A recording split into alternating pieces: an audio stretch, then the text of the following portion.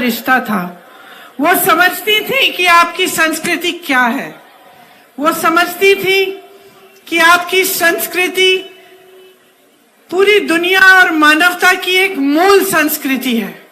प्रकृति की रक्षा, प्रकृति का आदर, चाहे जंगल हो, चाहे जल हो, चाहे जमीन हो, चाहे जानवर हो, सबका आदर करते हुए आपने अपने जीवन जिए। और हमेशा कहती थी कि यही संस्कृति इस दुनिया की सबसे अच्छी संस्कृति है। तो उन्होंने कभी आपकी संस्कृति को बदलने की कोशिश नहीं की, उस पे कुछ थोपने की कोशिश नहीं की, हमेशा उसका आदर किया और उसी की तहत आपके लिए उन्होंने नीतियां बनाई। इसी तरह से चाहे पंडित जवाहरलाल नेहरू थे, चाहे उसके बाद राजीव गांधी जी थे, उन्होंने भी इसी तरह से आपकी संस्कृति का आदर किया।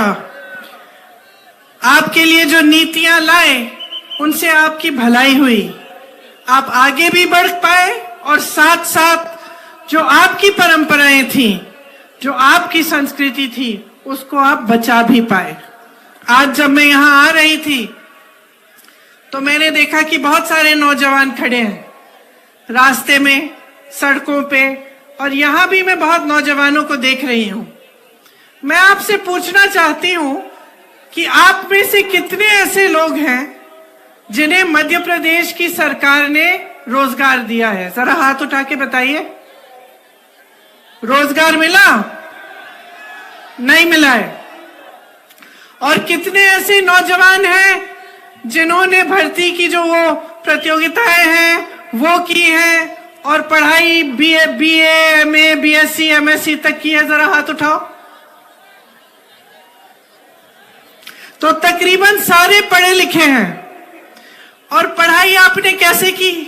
आपके माँ बाप ने मेहनत की आपको पढ़ाने लिखाने के लिए, आपकी फीस भरने के लिए खूब मेहनत करनी पड़ी। कुछ किसान होंगे, कुछ नौकरियां कर रहे होंगे कहीं, सबने आपके लिए मेहनत की आपको आगे बढ़ाने के लिए। तो देखिए, सबसे महत्वपूर्ण बात क्या है जो आज आपको समझनी है? आपकी जो बड़ी बड़ी समस्याएं हैं वो क्या है? सबसे पहले तो भयंकर बेरोजगारी है। आज सिर्फ प्रदेश में नहीं लेकिन देश में इतनी बेरोजगारी है कि 45 सालों से इतनी बेरोजगारी पूरे देश में नहीं रही है। तो सबसे पहले आपको यह समझना है कि जो आपकी सबसे बड़ी समस्याएं हैं, मैं सोचती हूं वो बेरोजगारी और महंगाई है। सही बोल रही हूं? महंगाई है समस्या बड़ी, बेरोजगारी है। तो मैं चाहती हूं कि थोड़ी चर्चा मैं इन दो समस्याओं के बारे में करूं। तो बेरोजगारी की मैंने बात की। अब आप अपने प्रदेश में अगर देखेंगे तो तमाम सरकारी पद खाली पड़े हुए हैं। चाहे स्वास्थ्य व्यवस्था में देखें आप तो हर स्तर पर, मतलब हर स्तर पर 90% से ज्यादा पद खाली पड़े हैं। अब आप सबने हाथ उठाया कि पढ़े लिखे हो, रोजगार के लायक हो, तो ये पद खाली क्यों पड़े हैं? ये सवाल उठाना जरूरी है कि सरकारी पद इतने खाली हैं, कहीं 90%, कहीं 80%, कहीं 75%। तो आज तक जब 18 सालों से भाजपा की सरकार चल रही है तो ये पद भरे क्यों नहीं गए हैं? सबसे पहला सवाल तो ये है। दूसरा सवाल कि अगर आपको रोजगार मिल रहे हैं, नहीं मिल रहे हैं, तो इसकी वजह क्या है? क्योंकि ऐसी बात तो नहीं है कि कभी रोजगार नहीं मिले।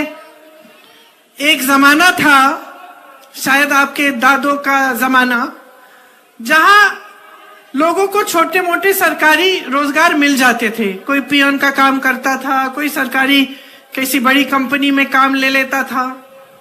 उसके बाद आस्ते आस्ते वो कमा के, मेहनत करके अपने बच्चों को पढ़ाता लिखाता और उसके बच्चे आगे बढ़ के कोई और बड़ी नौकरी ले लेते। और वो नौकरियां जिन्होंने गरीबी से तमाम जनता को निकाला, ज्यादातर उस जमाने में कहां से आती थी? अगर आप सोचेंगे तो आपको पता चलेगा गंभीरता से देखेंगे तो आपको पता चलेगा तो कि ज्यादातर जो सरकारी बड़ी बड़ी कंपनियां होती थी उनमें से नौकरियां निकल आती थी। उस समय जो बड़े बड़े उद्योगपति थे उनके नाम सब जानते होंगे, टाटा, बिरला। उस समय की बात अगर आप सोचें तो चाहे दांत मंजन से लेके गाड़ियों, साइकिल, ऐसी चीजें जिनका आप हर रोज इस्तेमाल करते हैं, इन्हें वैसे बड़े बड़े उद्योगपति बनाते थे। तो आपको मालूम था कि चलो ये बड़े उद्योगपति हैं, ये काम करते हैं कि ये चीजें बनाते हैं और इससे हमें भी रोजगार मिल रहा है। तो आपको ऐसी फैक्ट्रीज से, ऐसी कंपनियों से रोजगार मिलता था। तो या तो बड़ी बड़ी सरकारी कंपनियां थी या अगर निजी उद्योगपतियों की थी तो वो चीजों को बनाने का काम करते थे, जिनको आप जहां पे लेबर की जरूरत होती थी तो आप लोगों को वहां पे भी अपने मेहनत के बल पर नौकरियां मिल जाती थी। तो आज क्या हो रहा है? आज आप बड़े बड़े उद्योगपतियों के नाम जानते हैं कि नहीं? बताइए, कौन है सबसे बड़े उद्योगपति देश के? अडानी जी। और कोई बता सकता है मुझे कि क्या बनाते हैं? क्या बनाते हैं? गाड़ी, दांत मंजन, ये खंबे, ये लाउड स्पीकर, घर के लिए सिर्फ क्या बनाते हैं? सीमेंट। क्या बनता है? बेवकूफ बनाते हैं। चलो ये भी एक जवाब है। आप ये नहीं कह सकते कि क्या बनाते हैं, क्योंकि इनके साथ क्या हो रहा है? जो देश की जनता की जो संपत्ति थी, जो बड़े बड़े सरकारी उद्योग थे, जिनको आपकी मेहनत से बनाया गया, आपके लिए रोजगार बनाने के लिए, उनको मुफ्त में सौंपा गया है। कौड़ियों के दाम पे उनको दिया गया है। एक के बाद एक, चाहे आप BHEL लें, आप HAL लें, चाहे रेलवेज लें, जहां से आपको रोजगार मिलता था वो तो उनको सौंप दिए। आपकी संपत्ति उनके पास हो गई। वो कुछ बनाते नहीं है। जो आपने बनाया, इस देश ने बनाया, चाहे वो बंदरगाह हो, चाहे वो एयरपोर्ट हो, चाहे कोई भी बड़ी चीज ले लीजिए, वो उनको सौंपी जा रही है। तो आपके रोजगार कहां से आएंगे? छोटे उद्योगपतियों से, जो छोटे छोटे कारोबार चलाते हैं। लेकिन इस सरकार ने तो उनको भी खत्म कर डाला। सोचिए, पहले नोटबंदी लाए, अब जो छोटे दुकानदार हैं, यहाँ जो तमाम छोटे छोटे बिजनेस हैं, सबसे ज्यादा नुकसान नोटबंदी का किसने झेला? उन्होंने झेला। फिर कोविड आया, कोरोना, फिर से उन्होंने नुकसान झेला। अब सरकार पे दायित्व होता है कि आप नुकसान झेल रहे हैं, आपकी मदद करें। मदद नहीं हुई, ऊपर से GST आ गई। GST क्या है? GST वो टैक्स है जिसने छोटे दुकानदारों और छोटे बिजनेसों के नाक में दम कर दिया। वो टैक्स है जो आप हर छोटी सी छोटी चीज पर आप देते हैं। चाहे देश का किसान हो, डीजल, पेट्रोल, खाद, सब पे GST, ट्रैक्टर GST, हर चीज पे GST। चाहे अब दिवाली आ रही है, आपको कुछ खरीदने जाना है, त्योहार है, मेरी बहनें बैठी हैं, धनतेरस आएगा, आपके त्योहार है, आप कुछ खरीदना चाहते हैं, दुकान जाना चाहते हैं, त्योहार को मनाना चाहते हैं, आप जो भी चीज खरीदेंगे उस पे आज GST है।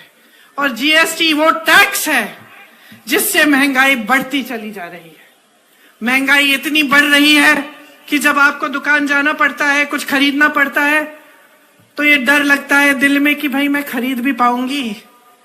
कि आपको अगर घर के लिए कोई आ रहा है, घर पे मेहमान आ रहा है, खाना बनाना है, कुछ 8-10 लोग आ रहे हैं, तो मन में आप सोचते होंगे कि ये 2-3 चीजें बनाऊंगी। दुकान जाती हैं तो आधी चीजें आप खरीद नहीं पाती। आप आज देख रहे हैं, पहले टमाटर का कितना दाम बढ़ गया था, अब प्याज का कितना बढ़ गया है।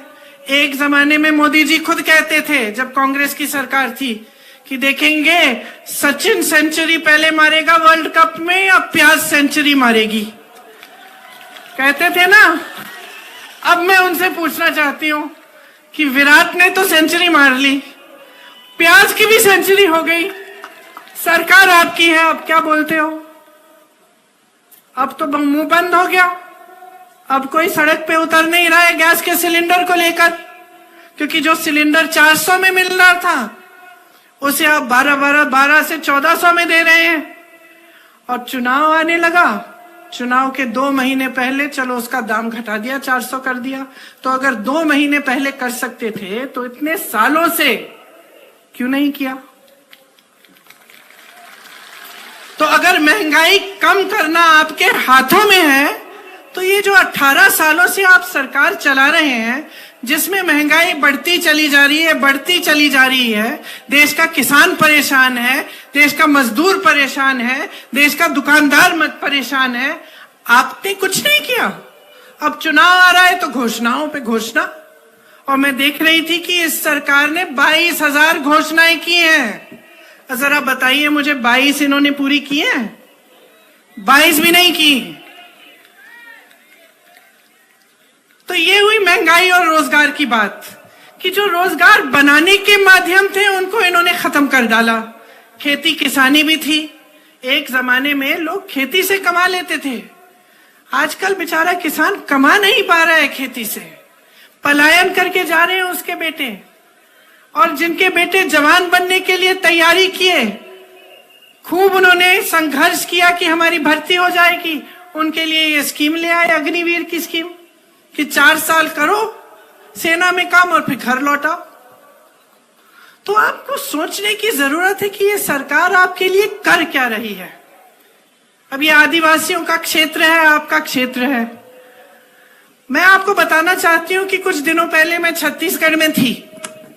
छत्तीसगढ़ में कांग्रेस की सरकार है और मुझे गर्व होता है इस चीज को कहने में, और सब जगह मैं कहती हूं कि जहां भाजपा की सरकार ने, जहां जहां भाजपा की सरकार है, उन प्रदेशों में जो देश की और प्रदेश की संपत्ति है, मतलब जो आपका पैसा है, वो आपसे छीन के, देश के गरीब से छीन के, देश के किसान से छीन के, देश के मिडिल क्लास से छीन के को दिया गया है। और छत्तीसगढ़ में जहां कांग्रेस की सरकार है, वहां आपकी संपत्ति वापस आपकी जेब में डाली गई है। क्योंकि जो हमारी नीतियां हैं वो यही करती हैं। वहां के आदिवासी क्षेत्र बस्तर को देखिए, आज बस्तर का नाम दुनिया भर में फैला हुआ है। वहां एक बड़ी प्रोडक्शन कंपनी लगाई मिलेट की, रागी की। उनका जो रागी वहां पे बनता है आज दुनिया भर में बिक रहा है। आपको क्या, जो वन के उपज हैं उसके लिए आपको न्यूनतम समर्थन मूल्य मिलता है कि नहीं? बताइए, नहीं मिलता। छत्तीसगढ़ में 67 वन उपज के लिए न्यूनतम समर्थन मूल्य मिल रहा है। धान के लिए सबसे ज्यादा पूरे देश में 2400 रुपए से ज्यादा मिल रहा है छत्तीसगढ़ में। आपके आदिवासी क्षेत्रों को आगे बढ़ाया गया है। सबसे बड़ा जो आदिवासी संस्कृति का जो मेला लगता है इंटरनेशनल, पूरे दुनिया भर के जो आदिवासी लोग हैं वहां आते हैं, वो छत्तीसगढ़ में आज लगता है। और आपकी संस्कृति को आगे बढ़ाने के लिए क्या नहीं किया। यहाँ आवारा पशु की आपकी समस्या है कि नहीं है? खेत चरते हैं आवारा पशु। अच्छा, ये जो समस्या है ना कि रात को दिन में जो आवारा पशु घूम के आपके खेत को चर जाता था, ये बहुत बड़ी समस्या थी छत्तीसगढ़ में। तो वहां के जो मुख्यमंत्री हैं और जो कांग्रेस की सरकार है, उन्होंने तय किया कि इस समस्या को हम दूर करना चाहते हैं। तो उन्होंने ऐसे गौठान बनाए जिसमें मेरी बहनें, जब मैं वहां की बहनों से मिलती हूँ, खास तौर से आदिवासी क्षेत्र की, मुझे कहती हैं कि 1-1 लाख से 6-6 लाख रुपए कमा रही हैं, क्योंकि गौठान बनाए, गोबर खरीदी आवारा पशुओं की। अगर आप पशु रखेंगे तो आपसे सरकार ने गोबर खरीदी, वहां पे जो स्वयं सेवा समूह है वहां उन्होंने काम कराया गौठानों में, और गौठान में से बहुत चीजें ऐसी बनाई जो काम की हो गई। तो हर तरफ से आपको मजबूत बनाने का प्रयास किया, और इसका नतीजा ये निकला कि जनता खुश है। नतीजा ये है कि छत्तीसगढ़ में से जो पलायन होता था, जो नौजवान सब दूर जाते थे नौकरी रोजगार ढूंढने के लिए, वापस आने लगे हैं। किसानों से मिलते हैं तो खुश लगते हैं, मुख्यमंत्री जी को काका कहते हैं, खुशी से, प्यार से, गुस्से से नहीं, जैसे आप लोग मामा जी कहते हैं। ये आपके मामा जी ने कितने घोटाले किए हैं, यहाँ पे मेरा पूरा लिस्ट है, इतना लंबा है कि मैंने पढ़ना ही छोड़ दिया है। हर जगह घोटाला, पटवारी भर्ती में घोटाला, भर्ती के इम्तिहान में घोटाला, बिजली में घोटाला, वृक्षारोपण में घोटाला, व्यापम का घोटाला तो बात ही मत करिए, आप सब जानते हैं कि क्या हुआ। तो जहां पे आप देखते हैं घोटाला ही घोटाला। हर नौजवान को ये मालूम है कि ये सरकार कमीशन खोरी पे चलती है। कुछ छोटा सा चाहिए आपको, कहीं पे आपको छोटा काम कराना हो, सरकार से कुछ ताल्लुक हो, तो आपको कमीशन देना पड़ता है। तो क्या आप ये चाहते हैं अगले 5 सालों के लिए, या आप चाहते हैं कि आपके प्रदेश में भी ऐसी सरकार आए जो आपके लिए काम करे? देखिए, चुनाव के समय यहां खड़े होकर कोई भी कुछ भी घोषणा कर सकता है। आपको जागरूक बनना पड़ेगा, आपको देखना पड़ेगा कि ये घोषणा जो है ये खोखली है या असली है। अब जैसे कांग्रेस के प्रदेशों में हमने कुछ गारंटी बताई चुनाव के समय, तो आप देखिए ना कि क्या ये गारंटी लागू हुई कि नहीं हुई। जो घोषणा नेता, बड़े बड़े नेता करने आए थे, क्या उन्होंने ये घोषणा पूरी की कि नहीं। तो आपको पता चलेगा कि कांग्रेस के प्रदेशों में, जैसे तमाम प्रदेशों में पुरानी पेंशन स्कीम लागू है, जो कांग्रेस के प्रदेश हैं। आपकी सरकार और भाजपा की जो केंद्र की सरकार कहती है कि हमारे पास पैसे नहीं है, हम इतना पेंशन नहीं दे सकते। अच्छा, इतना पेंशन नहीं दे सकते तो अंबानी जी और अडानी जी के आप लोन कैसे माफ कर रहे हो? अगर आप किसानों का कर्ज माफ नहीं कर सकते तो इतने बड़े बड़े उद्योगपतियों के हजारों करोड़ के लोन कैसे माफ कर रहे हो? अगर इस जागरूकता से आप लोग ये सवाल नहीं पूछेंगे तो फिर जैसे आपने कहा कि बेवकूफ बनाया जाएगा, वैसे और 5 साल बेवकूफ बनो।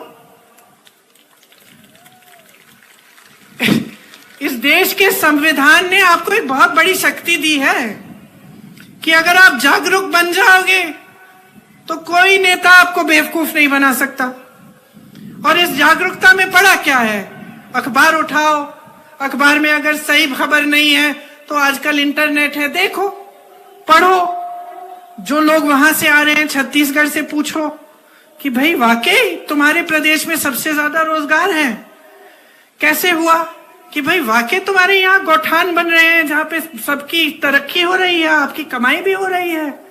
पता करो, पूछो, जो पलायन करके गया उससे पूछो, दूसरे प्रदेशों में क्या हालात है, कांग्रेस की सरकारें क्या कर रही हैं। जागरूक बनो, क्योंकि इस जागरूकता से ना आपका भविष्य जुड़ा हुआ है।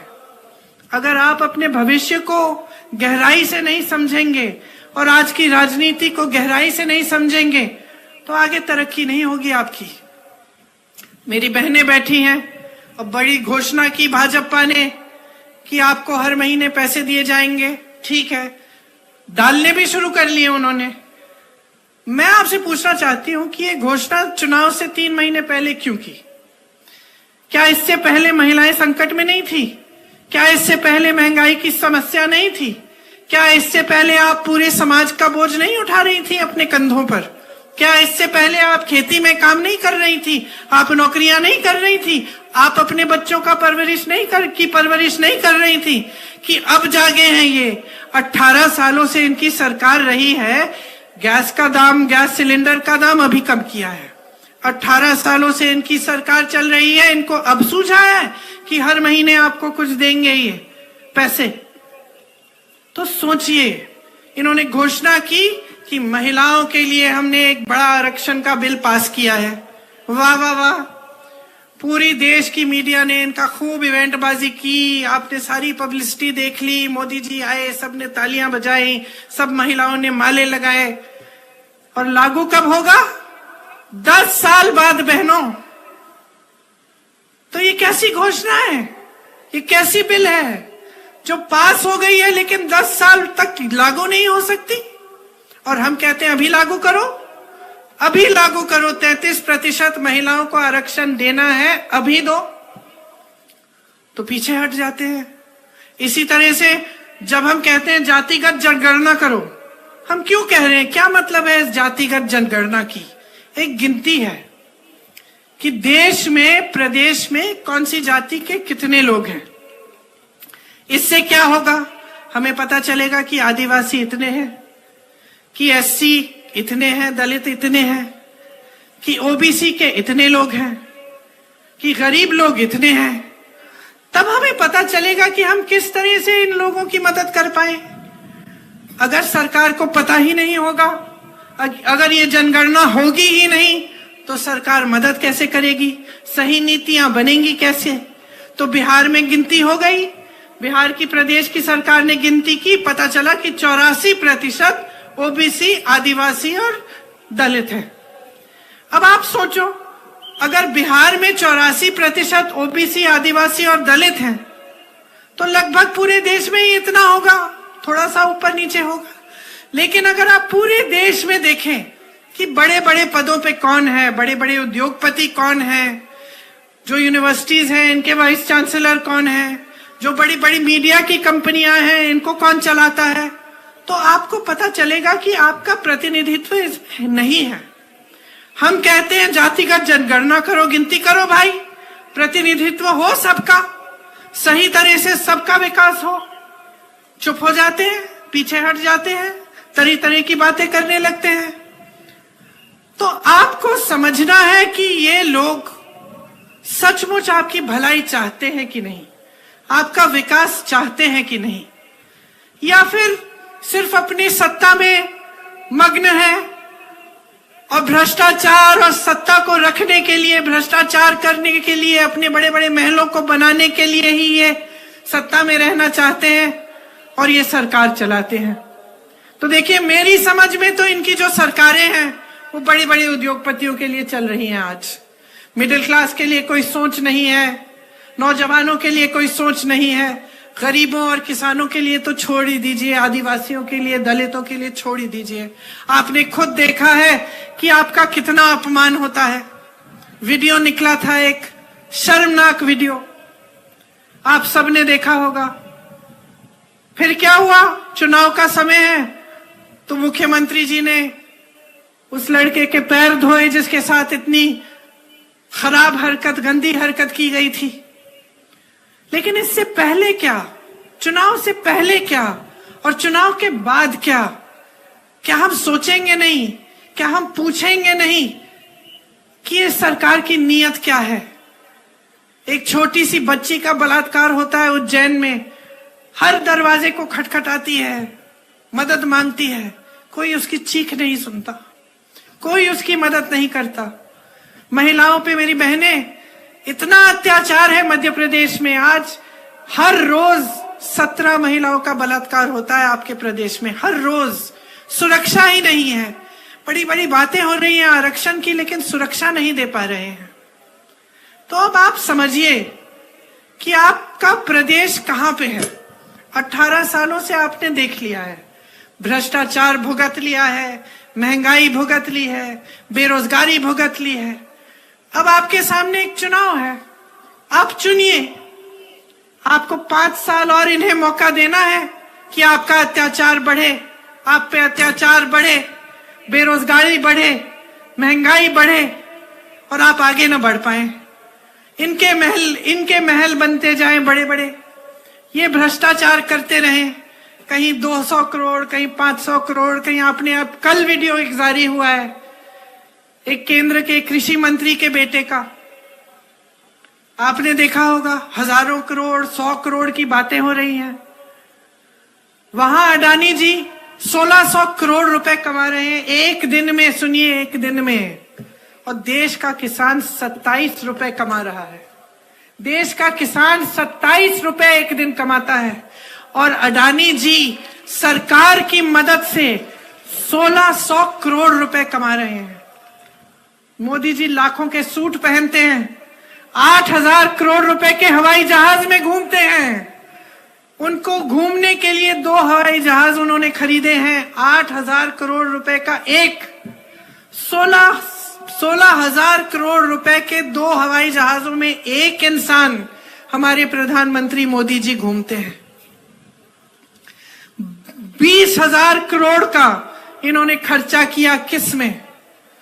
संसद को नया बनाने में, उसके सुंदरीकरण में। जो संसद पहले था वो 70 सालों से अच्छा खासा चल रहा था, ठीक है, उसकी कुछ मरम्मत करानी थी, करा देते। 20,000 करोड़ रुपए आप खर्च रहे हैं सुंदरीकरण करने में, बड़ी बड़ी इमारतें बना रहे हैं, और आप कहते हैं कि किसानों का बकाया नहीं दे सकते, किसानों का कर्ज माफ नहीं कर सकते। तो ये परिस्थितियां हैं। अब अगर आप सोचते हैं कि हम कांग्रेस पार्टी हैं, हम तो भाजपा की आलोचना करेंगे ही, चुनाव है, हमें तो कहना है, तो ठीक है, हमारी बातों पे मत जाइए, लेकिन अपनी जागरूकता तो बढ़ाइए। आप खुद देखिए कि आपके साथ क्या हो रहा है। क्या आपके जीवन में इन पिछले 5-6 सालों में तरक्की आई है कि नहीं? इस सवाल का जवाब दे दो मुझे, आई है कि नहीं? सुनाई नहीं दे रहा मुझे, और जोर से बोलो। नहीं आई है, पिछले 5 सालों में नहीं आई है। क्या इससे पहले जो 5 सालों से इनकी सरकार थी उसमें आई थी? नहीं आई। और उससे पहले नहीं आई। 18 सालों से इनकी सरकार है, बीच में 15 महीनों के लिए आपने कांग्रेस की सरकार जो चुनी थी उसे भी रिश्वत दे देकर उसे भी गिरा दी इन्होंने। तो 18 सालों की जो इनकी सरकार है, इसमें आपकी तरक्की नहीं हुई ना, तो क्या उम्मीद रख रहे हैं कि आप अगले 5 सालों में होगी? तो आपको दिख नहीं रहा है कि जितनी भी घोषणाएं आपके सामने की जा रही हैं सब खोखली हैं, सब खोखली हैं बहनों और भाइयों। सब अपने में ही खुश हैं, अपनी सत्ता बढ़ाना चाहते हैं, अपने बड़े बड़े महल बनाना चाहते हैं, अपने बच्चों को विदेश में पढ़ाएंगे, वहां रोजगार दिलवा देंगे, हजारों करोड़ के अपने लोन माफ करवा लेंगे, लेकिन आपकी तरक्की नहीं हो रही है। तो मैं सिर्फ एक चीज कहती हूं आपको, वोट नहीं मांगूंगी, जागरूकता मांगूंगी आपसे, और एक ही चीज कह के जाऊंगी,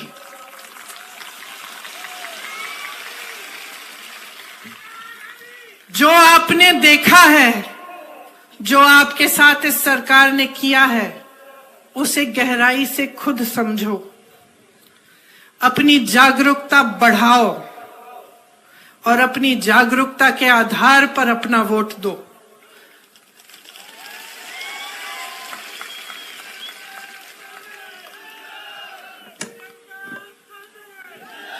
अगर आज आप इंदिरा जी को याद करते हैं तो शुरू में मैंने कहा, इसलिए नहीं याद करते कि वो आपके सामने खोखली घोषणाएं करती थी, इसलिए याद करती हैं क्योंकि उन्होंने आपको आपके जल, आपके जंगल, आपके जमीन पर आपका जो अधिकार था वो वापस दिया, आपको जमीन के पट्टे दिए और कोई एहसान नहीं किया आप पे। उनकी समझ थी, उनकी श्रद्धा थी आपके प्रति। उन्होंने कहा आपका अधिकार है, आपको मिलना चाहिए। उन्होंने ये नहीं कहा कि मैं दे रही हूं, उन्होंने कहा ये आपका अधिकार है, अपने हाथों में लो। कांग्रेस की सरकारों ने हमेशा आपके अधिकारों को आपके हाथों में दिया है। भोजन का अधिकार, नौकरी जब आपको नहीं मिल रही थी, बाहर पलायन जब करना पड़ता था, तो आपको मनरेगा बना के की नीति दी। क्या थी वो? कि आपको गांव में रोजगार मिले, ये आपका अधिकार था। कांग्रेस की सरकार ने कहा कि सबका अधिकार है कि रोजगार कम से कम 100 दिन का मिलना चाहिए, इसीलिए आपको मनरेगा की नीति बना के दी, इन्होंने कमजोर की। तो जो आपका अधिकार है वो आप समझिए, कौन सी सरकार आपका अधिकार आपके हाथों में देना चाहती है और कौन सी सरकार पुराने जमाने के राजाओं की तरह आपके सारे अधिकार लेकर अपने हाथों में सिर्फ सत्ता के लिए चाहती है। आप समझिए, जब आप गहराई से सोचेंगे और समझेंगे तो मैं जानती हूं कि आपका वोट सिर्फ और सिर्फ कांग्रेस पार्टी को जाएगा, क्योंकि हमारे दिलों में आपके लिए श्रद्धा है। हम जानते हैं कि आपने हमें बनाया है, हम जानते हैं कि इस मंच पे बैठा हर एक नेता यहां नहीं खड़ा होता अगर आपने नहीं खड़ा किया होता। लेकिन अफसोस की बात यह है कि चुनाव के समय आज की जो राजनीति है वो आपका ध्यान भटका रही है। चुनाव आता है, अचानक धर्म की बातें शुरू, जाति की बातें शुरू, अजीब अजीब सी फिजूल की बातें शुरू, खोखली घोषणाएं शुरू, काम की बातें नहीं हो रही हैं। तो आपको जवाबदेह बनाना पड़ेगा नेताओं को। समझ रहे हैं मेरी बात? अगर हमें एहसास हो सकता है कि आपने हमें यहां खड़ा किया है, तो भाजपा के एक एक नेता को एहसास दिलाओ कि जब तक आपके लिए दिन रात एक करके काम नहीं करेंगे, जब तक आपके लिए सही नीतियां नहीं बनाएंगे, जब तक आपका पैसा वापस आपकी जेब में नहीं डालेंगे, जब तक इन बड़े बड़े उद्योगपतियों से आपकी संपत्ति लेकर वापस आपको नहीं देंगे, तब तक आप फिर से इनको इस मंच पे खड़ा नहीं होने देंगे। आपका वोट आपका है, कीमती वोट है, आपकी जिम्मेदारी है और आपके देश के प्रति आपका कर्तव्य है। इस वोट को आप ऐसे इस्तेमाल करिए जैसे एक अर्जुन अपनी नजर को, अपने ध्यान को केंद्रित करके तीर चलाता था, उस तरह से अपने वोट को चलाओ। ये वो तीर है जिसके सही लगने से आपका भविष्य मजबूत बन सकता है। आप मेरी बातों को बहुत ध्यान से सुन रहे हैं, इसलिए मेरे यहाँ के जो मध्य प्रदेश के नेता हैं, बाद में मुझे डांटे ना कि मैंने गारंटी की बात नहीं की। तो मैं आपको, जो यहाँ पे हम कांग्रेस आपको गारंटी देना चाहती है, उसकी भी थोड़ी सी बात करके सुनाऊंगी। जैसे बहनें, अभी 2 महीनों पहले इस सरकार ने घोषणा की है कि आपके खातों में कुछ पैसे डाले जाएंगे हर महीने, और इस हड़बड़ी में कि चुनाव हार रहे हैं उन्होंने डालना भी शुरू किया है। अच्छी बात है, कोई बात नहीं। लेकिन उन्हीं की तरह हमारी एक घोषणा है कि प्रति माह आपको 1500 रुपए मिलेंगे। हमारी घोषणा का आधार चुनाव नहीं है। हमारी घोषणा का आधार यह है कि जिन जिन प्रदेशों में आज कांग्रेस ने ये गारंटी दी है, वो गारंटी पूरी हो रही है। हमारी घोषणा का आधार यह है कि हम समझते हैं कि आपका जीवन कितना मुश्किल है। बहनों, मैं समझती हूं, क्योंकि मैं भी महिलाओं हूं, और चाहे बड़ी घर की महिला हो, चाहे छोटे गांव की हो, चाहे कहीं की भी हो, उसको ये समझ होती है कि पूरी परिवार का, समाज का बोझ वो उठाती है। दिन रात काम करने वाली महिला होती है। आखिर में जो सोने वाला होता है घर में महिला ही होती है। सबको देख के, सबको खिला के, सब काम करके ही सोती हो ना, है ना? तो हमने सोचा कि इससे थोड़ी आपकी मदद हो जाएगी। 500 रुपए में गैस सिलेंडर आपके लिए आपको मिलेगा। 100 यूनिट बिजली आपको माफ होगी और 200 यूनिट बिजली का बिल आपका हाफ होगा। पुराना पेंशन लागू होगा, जैसे पहले आपको मिलता था और जैसे कांग्रेस के बाकी प्रदेशों में मिल रहा है, आपको मध्य प्रदेश में भी मिलेगा। 2 लाख सरकारी पद जल्दी से जल्दी भरे जाएंगे। जो नौजवान यहाँ खड़े हैं, ये आपके लिए गारंटी है। और जो बेरोजगार नौजवान हैं, उनको 3000 रुपए प्रति माह बेरोजगारी भत्ता मिलेगा। पढ़ो और पढ़ाओ योजना के तहत कक्षा 1 से 12वीं तक निःशुल्क शिक्षा मिलेगी। कक्षा 1 से 8 तक हर बच्चे को 500 रुपए मिलेंगे। जो बच्चा स्कूल में भर्ती है शायद, उसको 500 रुपए मिलेंगे। कक्षा 9 से 10 तक हर बच्चे को 1000 रुपए दिए जाएंगे। कक्षा 11 से 12 तक 1500 रुपए दिए जाएंगे। जैसे जब कांग्रेस की 15 महीनों के लिए सरकार बनी थी, जिनको इन्होंने बिगाड़ा और गिराया, उन 15 महीनों में किसानों का कर्ज माफ शुरू करना उन्होंने शुरू किया था। उसी तरह से वो काम फिर से शुरू किया जाएगा और मेरे किसान भाइयों और बहनों, आपके कर्ज माफ किए जाएंगे। न्यूनतम समर्थन मूल्य की गारंटी आपको दे रहे हैं। गेहूं का न्यूनतम समर्थन मूल्य 2600 रुपए मिलेगा आपको। धान का आज भी छत्तीसगढ़ में 2400 से ज्यादा मिल रहा है, आपको 2500 मिलेगा। ओबीसी वर्ग के नौजवानों 27% तक आरक्षण आपको मिलेगा। और हम जाति जनगणना प्रदेश में हम गिनती कराएंगे। प्रतियोगी परीक्षा शुल्क में 100% छूट होगी। तो जब आजकल आप पढ़ाई करते हैं, फिर आप परीक्षा देने जाते हैं, परीक्षा में अक्सर क्या होता है कि घोटाला हो जाता है। अब परीक्षा को देने के लिए एक फीस होती है, वो फीस माफ हो जाएगी ताकि कम से कम आपको थोड़ी राहत मिले। आजकल स्थिति क्या है कि आप पढ़ाई करते हो, आपके माँ बाप मेहनत करते हैं, ट्यूशन के फीस भी भरते हैं, फिर आपको परीक्षा के लिए भी फीस भरनी पड़ती है। और जैसे मैंने कहा, अक्सर होता है कि कोई घोटाला हो गया या भर्ती नहीं निकली तो और भी मुसीबत बढ़ जाती है। तो इसलिए हमने सोचा कि 100% आपको परीक्षा के शुल्क में आपको छूट मिलेगी।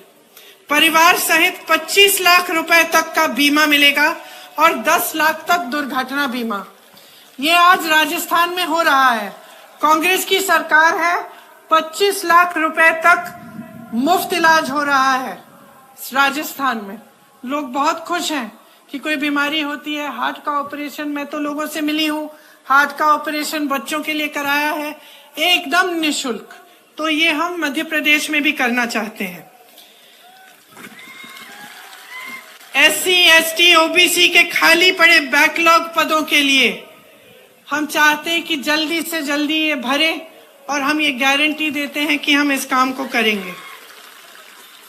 तो हमने, जैसे मैंने कहा, आप जागरूक बनिए, मेरी बातों पे मत चलिए, पता करिए क्या कांग्रेस के प्रदेशों में ये गारंटी लागू हो रहे हैं और आपको पता चलेगा कि आज ये सब काम हो रहा है। तो जिस दिन आप वोट डालने जाएंगे, मेरी बातों को याद रखना, जागरूकता से, ठीक ढंग से सोच समझ के एक ऐसी सरकार को लाइए जो आपके लिए काम करके दिखाए। आप मौका दीजिए तो हम सब आपको आगे बढ़ाकर आपका विकास कर दिखाएंगे। आप सबको बहुत बहुत धन्यवाद। बहुत ध्यान से मेरी बातें सुनी है, आशा है याद भी रखोगे, याद रखोगे। ठीक है, कभी चुनाव के बाद भी वापस आऊंगी। धन्यवाद, जय हिंद।